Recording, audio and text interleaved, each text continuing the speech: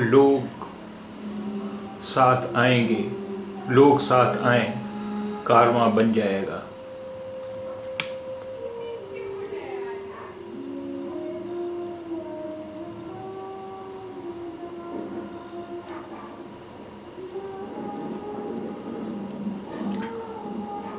लोग साथ आएं, कारवां बन जाएगा।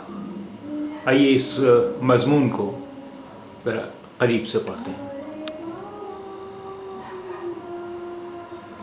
ख़ास मजमून शाहिद लतीफ़।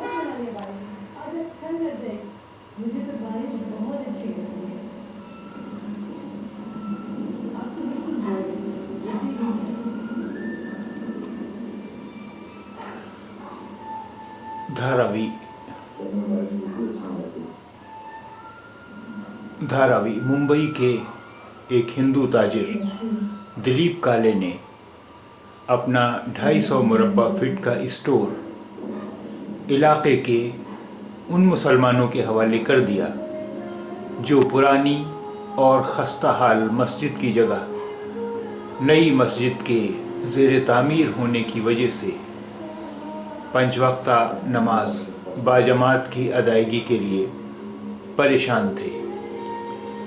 दिलीप काले की फराखदिली ने, जिसके तहत उन्होंने किराया भी लेने से इनकार कर दिया, धारावी के मुकुंद नगर के मुसलमानों का मसला हल कर दिया। अगर वो इस जगह को किराए पर देते तो माहाना कमोबेश 1 लाख रुपए उनकी तिजोरी में जमा होते।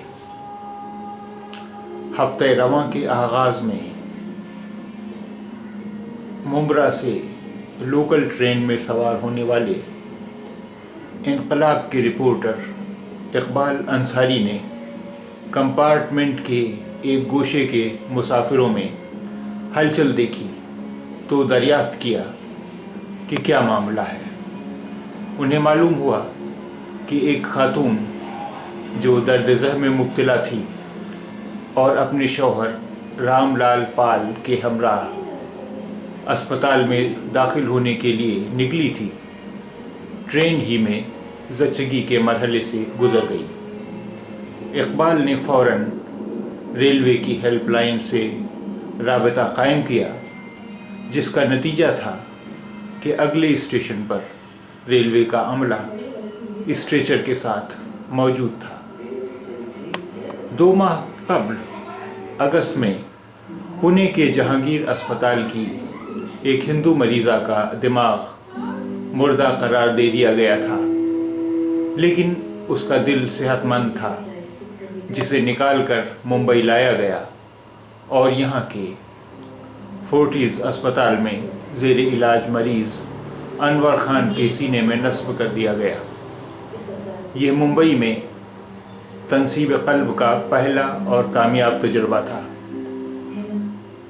न तो अनवर खान ने उस खातून को देखा, न ही उस खातून के ख्वाब ख्याल में ही रहा होगा कि उसका दिल किसी और इंसान के सीने में धड़केगा।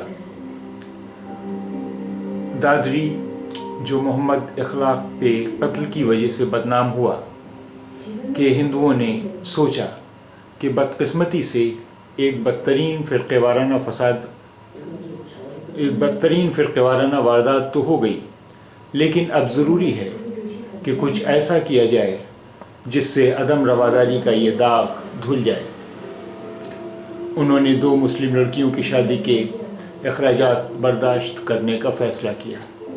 यही नहीं, बल्कि बसेड़ा गांव के कशीदा माहौल की वजह से किसी दूसरे गांव में होने वाली शादी के लिए इसरार किया कि दोनों बच्चियों की शादी कहीं और से नहीं बसेड़ा ही में हो। मिसालें और भी हैं, तलाश कीजिए। तो जिस वक्त ये सतरें लिखी जा रही हैं तब भी, और जिस वक्त पढ़ी जा रही होंगी तब भी, कोई न कोई ऐसा वाक़या ज़रूर रूनुमा हो रहा होगा जो फ़िरक़ेवाराना हम आहंगी का गम्माज़ होगा। क्योंकि ज़माने क़दीम से चली आ रही مل جل کر رہنے اور ایک دوسرے کی مدد کرنے کی عظیم الشان روایت آج بھی قائم ہے۔ کچھ عرصہ قبل ملک میں بڑھتی ہوئی فرقہ پرستی پر اظہار افسوس کرتے ہوئے ایک ٹی وی چینل کے صحافی نے نجی گفتگو کے دوران راقم الحروف سے کہا تھا، بدقسمتی یہ ہے کہ اب نہ تو آپ جیسے مسلم رہ گئے ہیں نہ ہی مجھ جیسے ہندو۔ راقم نے بے ساختہ جواب دیا تھا کہ ایسا نہیں ہے، اس ملک میں نہ تو آپ جیسے ہندو کم ہیں نہ ہی مجھ جیسے مسلم۔ مسئلہ صرف یہ ہے کہ ہم سب مل کر ان سیاسی ہتھ کنڈوں کے مقابلے کی فکر نہیں کرتے جس کی آندھی ہمارا بہت کچھ اڑا لے جانے کے درپے رہتی ہے۔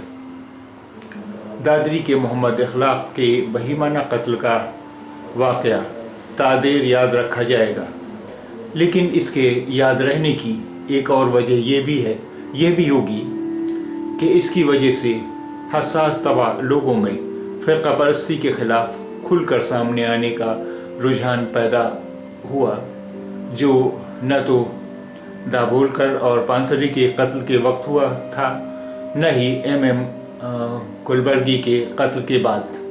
اب یہی دیکھ لیجئے کہ ساہتیہ اکادمی کے ایوارڈ لوٹانے کا جو سلسلہ شروع ہوا ہے تو 2 ہفتوں اور 2 درجن سے زائد ادیبوں کے فیصلے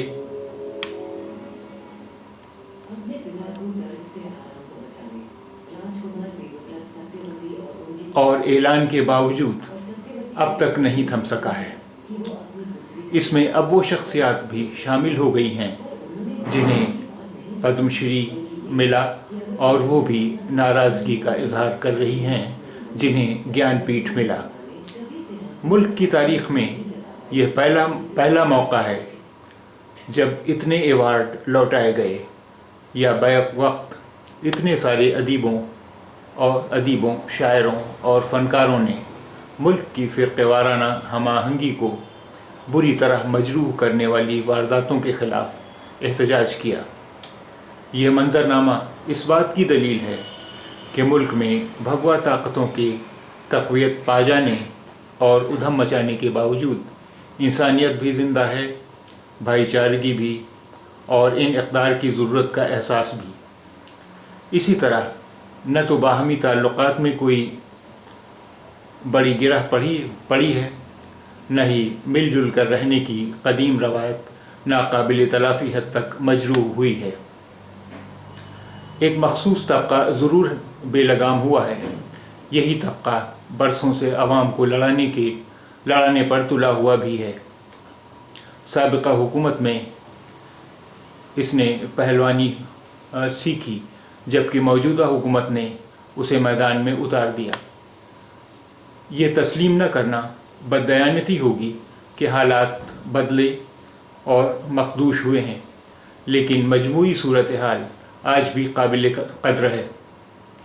اسی کو مستحکم کرنے اور فرقہ پرستوں کو ان کی اوقات دکھانے کی ضرورت ہے۔ اس میں کوئی شک نہیں کہ یہ کام اب اتنا آسان نہیں رہ گیا ہے، کیونکہ میڈیا کے بعد سوشل میڈیا غضب ڈھانے اور جلتی پر تیل ڈالنے کے لیے کچھ کم استعمال نہیں ہو رہا ہے۔ لیکن یہی تو راقم کی بھی آزمائش ہے، اور مذکورہ ٹی وی صحافی کی بھی، اور ہر اس شخص کی جو رواداری کی اہمیت اور ضرورت سے واقف ہے۔ یہ اس مسلم ڈاکٹر کی بھی آزمائش ہے جس کے مریضوں میں بڑی تعداد ہندوؤں کی ہے، اور اس ہندو شو روم مالک کی بھی ہے جس کے بیشتر گاہک مسلمان ہیں۔ اگر ہم سب مل کر اس آزمائش میں پورے اترے تو نہ مہیش شرما کی زبان بے قابو ہوگی، نہ ہی ساکشی مہاراج، یوگی آدتیہ ناتھ اور سادھوی پراچی کو بدزبانی کی جرأت ہوگی۔ تب ہم دیکھیں گے کہ ہم میں پہلے سے زیادہ حوصلہ پیدا ہو گیا ہے، جس کا نتیجہ یہ ہوگا کہ مسلم خاندان کو نقصان پہنچانے کے در پہ शरपसंदों से हिंदू पड़ोसी निपटेंगे और किसी हिंदू तालिबा को सताने वाले बदमाशों की अक्ल मुसलमान ठिकाने लगाएंगे कानून के दायरे में रहते हुए। जब ये होगा तो हम मिलजुल कर बुलंद आवाज़ में बदजुबान सियासतदानों को भी मुतनब्बह कर सकेंगे कि ख़बरदार, जो ज़बान खोली। दरअसल हुआ ये है कि ग़ुलाम हिंदुस्तान में अंग्रेज़ों की लड़ाओ और हुकूमत करो की पॉलिसी से आज़ाद हिंदुस्तान में सियासतदानों का हौसला बढ़ा और ख़ुद को सेकुलर कहने वालों की फ़िरका परस्ती से भगवाइयों की हिम्मत बढ़ी। अब ये हिम्मत गुस्ताखी की हद तक बेबाक हो गई है। इन हालात में दुआ दीजिए रवादारी और भाईचारगी के उन हकीकी मतवालों को जिन्होंने हर तरह के हालात में जुल्म के ख़िलाफ़ आवाज़ उठाई और अब भी उठा रहे हैं। लेकिन ख्वाहिशात पेश कीजिए उन बहादुरों को जो सदाए हक़ बुलंद करने की जुर्रत रिंदाना का मुजाहरा करते आए हैं। मुबारकबाद पेश कीजिए उन सहाफ़ियों को जिन्हें फ़िरका परस्त जुनूनी रोज़ाना बुरा भला कहते और धमकियाँ देते हैं, लेकिन उनके हौसले पस्त नहीं होते। और जिंदाबाद का नारा बुलंद कीजिए उन अदीबों, दानिश्वरों और फ़नकारों के लिए जो मौजूदा जहरनाक हालात के ख़िलाफ़ अलम एहतजाज बुलंद कर रहे हैं। इन सब की आवाज़ में आवाज़ मिलाने की ज़रूरत है। लोग साथ आएंगे तो कारवां बन ही जाएगा, और जब ये तहरीक मुस्तहकम होने लगेगी तब देख लीजिएगा भगवा टोले के छक्के छूट जाएंगे।